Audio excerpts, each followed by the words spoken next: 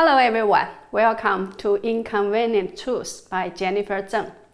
Recently, a lot of major events have happened, and these events will greatly affect the relationships among the US, Taiwan, Hong Kong, and China, or the Chinese Communist Party, the CCP.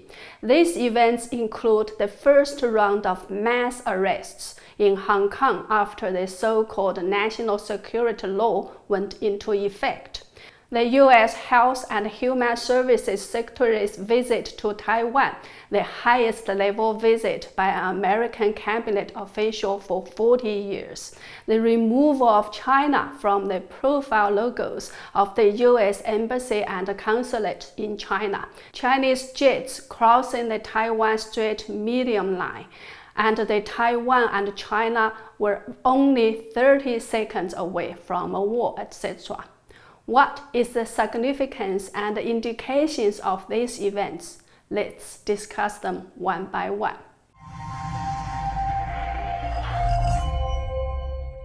First of all, let's check the mass arrest in Hong Kong on Monday. Jimmy Lai, the founder of Apple Daily, was arrested along with his 2 sons and 7 other pro-democracy activists.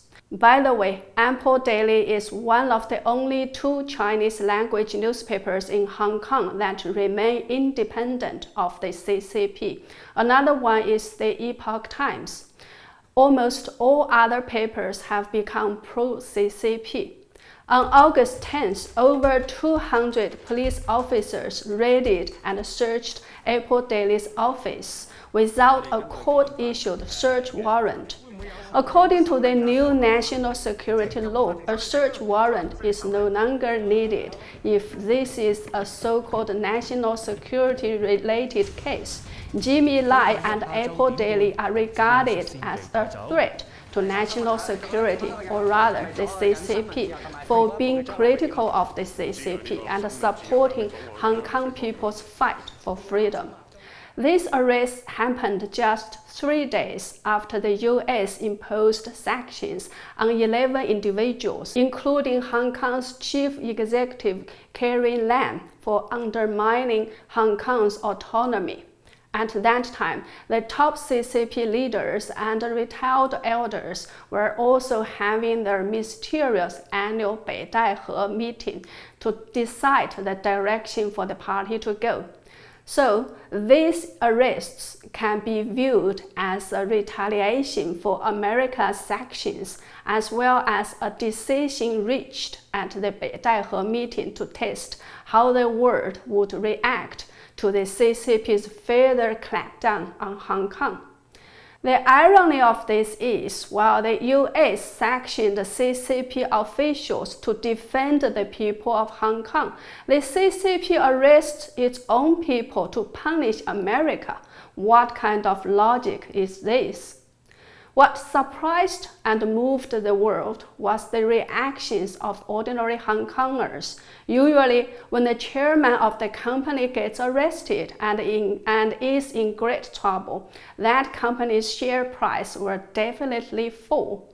However, after Jimmy Lai's arrest, after falling for a very short period of time, the share price of his company jumped from 0.08 Hong Kong dollars to 1.61 Hong Kong dollars in less than 2 days, which was 20 times higher. Upon investigation, it was found that people who bought the shares were many ordinary Hong Kongers, not big companies. Also, people lined up to buy Apple Daily. Usually, this paper's daily sales volume is 70,000 copies per day, but on the day when Jimmy Lai was arrested, 550,000 copies were sold. The company had to print many more extra copies to meet the demand. People said even if Apple Daily printed just blank papers on that day, they would also buy it. Some people bought many copies and gave them out for free to others to show support. People also lined up outside Jimmy Lai's son's restaurant to express their support. After seeing these kinds of reactions, many Chinese people were moved to tears. They said, from ancient times to the present, people do business by stocks to make money, and the stock market is a place to make profit, nothing else. However, today's people of Hong Kong showed their courage and creativity one more time by turning a money-making business into their votes for justice and freedom. That's where the heartless CCP can never get Hong Kong right. They just don't understand that there are people in the world who don't live for money and who cannot be conquered by fear. They don't understand how people with a soul and a heart will look at the world and react to the suppression. Although the CCP has, to a great extent, turned almost 1.4 billion Chinese people into its slaves, and some Western politicians and elites into their pumpies, there are far more people in the world who treasure freedom more than anything else, and who wouldn't sell their souls for money. And because of this reason, I don't see how the struggle and the sufferings of the people of Hong Kong could end if the CCP still exists. However, the sacrifice, courage, and loftiness of Hong Kongers has opened the eyes of many people and won people's respect and admiration. People of the world have realized that the struggle between the people of Hong Kong and the CCP is also everybody's struggle, as it is a struggle between freedom and tyranny, as U.S. Secretary of the State Mike Pompeo has put it. The world definitely needs to stand with Hong Kong in this battle, as Hong Kong's fight is everybody's fight. On the following day of the mass arrests in Hong Kong, another event happened quietly, but that soon sparked hot discussion among Chinese communities worldwide.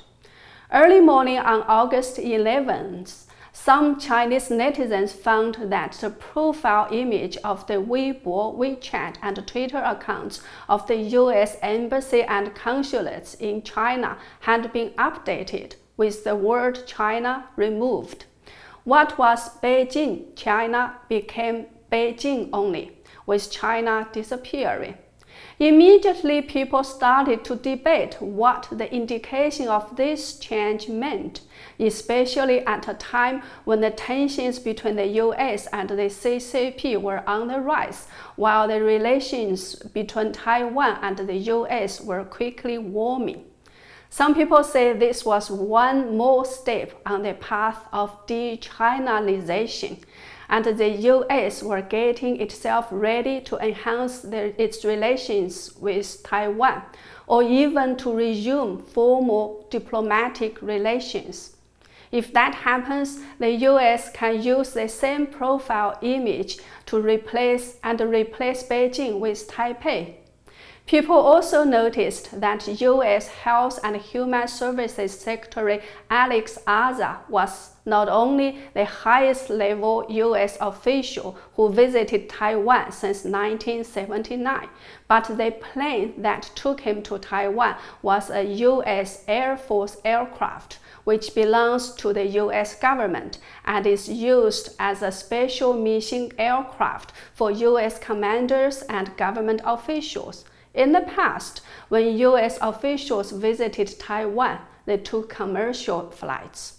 So the indication is very clear. Some commentators say that it is possible for the U.S. to announce that the CCP is an illegal organization at some stage, or to recognize Taiwan as a country too.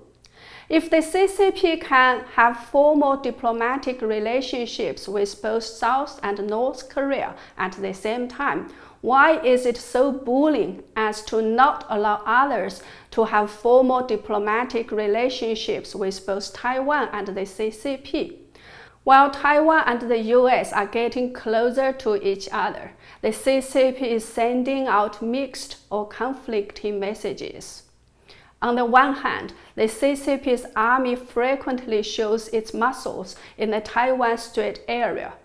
For example, on August 10th, the CCP's Air Force flew fighter jets across the unofficial line that divides the Taiwan Strait into separate Chinese and Taiwanese zones as a response to Alec Azar's visit. After crossing the medium line, the CCP's fighter jets were only 5 minutes or 100 kilometers away from the mainland of Taiwan Island. According to Chinese commentator Shi Shan, at that stage, all anti-aircraft missiles on the ground in Taiwan were on full alert and ready to fire at any minute. If the CCP's fighter jets had not flown back as quickly as 10 to 20 seconds after they flew across the medium line, Taiwan would have really launched its missiles. In other words, if the CCP's fighter jets had flown for 30 seconds longer, a war could have already broken out between Taiwan and the CCP. On August the 13th, according to the CCP's mouthpiece Global Times, the CCP's army conducted unprecedented massive military drills in the Taiwan Strait to openly warn Taiwan secessionists. Hu Xijin, the chief editor of Global Times, said in a tweet that the exercises show the PLA is capable of launching a full-scale attack and capturing the island within hours, leaving US military no time to react. It's a clear warning to Taiwan independence. However, according to South China Morning Post, which is owned by Alibaba, the CCP's military were told not to fire the first shot in the standoff with US forces. In the meantime, the CCP's top diplomat Wang Yi, Chen Jiechi, and Le Yucheng all started to say that the CCP is ready to have rational talks with the US and that there are many areas that the US and China can work together, etc. There are also rumors that at its mysterious annual Beidaihe meeting, the CCP made a new 3 soft and 3 tough policy: soft on US, soft on the West, and soft on actions, and tough on domestic issues, tough on propaganda, and tough on Hong Kong. So obviously these are different messages from the military's action. Which messages represent the CCP's true intention? According to popular Chinese commentator and YouTuber Wen Zhao, people should never underestimate Xi Jinping's desire to liberate Taiwan. Next year is the CCP's 100th-year anniversary of its establishment. If Xi could unify Taiwan, that would be his most desired political legacy. This year, there have been quite a lot of military exercises happening in southern provinces of China, and many people laughed at the incompetence of the CCP's army. They didn't take these exercises seriously. However, Wen Zhao said that the real purpose of these exercises could be to move the armies around and to have them gathered as designated places so that when they are needed, they can be put into combat right away. Otherwise, if the CCP's armies didn't do the exercises, in the future, if they are really going to attack Taiwan, as soon as they start to move, their whereabouts will be captured by US satellites, and it will be difficult for the CCP army to hide its intention. Will the CCP attack Taiwan or not? Perhaps nobody knows, but we do know that the CCP does have motivations to attack Taiwan. It would be a big gift for the CCP's 100-year anniversary if the CCP can unify Taiwan. It would divert people's attention away from the CCP's crisis. It would bring the country to an emergency state so that the CCP can do what they cannot do in peaceful times, such as to freeze people's bank accounts, to seize people's assets, etc. In this sense, I think it is better for the world, especially for Taiwan and the US, to get prepared. There is a famous Chinese idiom, 此消彼长, which means when some forces are rising, other forces are falling. There is also a very famous classical Chinese novel called Romance of Three Kingdoms. The novel tells the stories about how three forces fought among themselves to establish their own kingdoms about 1,700 years ago. The fascinating and intriguing stories have excited many Chinese readers for hundreds of years. Well, the recent events I just discussed today strongly remind me of the novel Romance of Three Kingdoms. That's why I gave this episode the title, The CCP, Hong Kong, Taiwan and US, Romance of Four Kingdoms. Which forces will rise and which forces will fall after the current somewhat chaotic battles and fights end? I think the process and answer are more fascinating and intriguing than the stories in the Romance of Three Kingdoms. We are not only witnessing big changes unfolding right in front of our eyes, but are also given the opportunities to participate and play a role in these historic events and changes. That's all for today. Thanks for watching. Truth, no matter how inconvenient it is, does save lives. Please subscribe to my channel and check out my other videos. Thank you. See you soon.